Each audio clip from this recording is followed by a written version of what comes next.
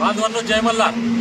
गेल्या 3 महिन्यांपासून धनगर समाजाच्या मुलांसाठी जे निवाजी इंग्रजी वस्ती शाळेचा विषय होता, हा भ्रष्टाचार आम्ही वाट्यावर आणल्यानंतर उशिरे का होत नाही, सरकारला शहाणपण सुचलं आणि जालना जिल्ह्यातील 40 शाळांपैकी 20 शाळांची मान्यता रद्द केल्याचा शासन आदेश आज आला.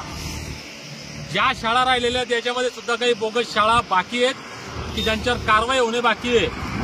आणि कारवाई झाली, शाळांची मान्यता रद्द झाली, त्या मुलांना दुसऱ्या शाळेमध्ये शिफ्ट केल्या जाणार आहे. त्याच्यामुळे पालकांना चिंता करण्याची गरज नाही. या शाळांची मान्यता रद्द झाली म्हणजे आम्ही समाधानी झालो, लढा संपला असं बिलकुल नाही. आमचा लढा अजून चालूच आहे.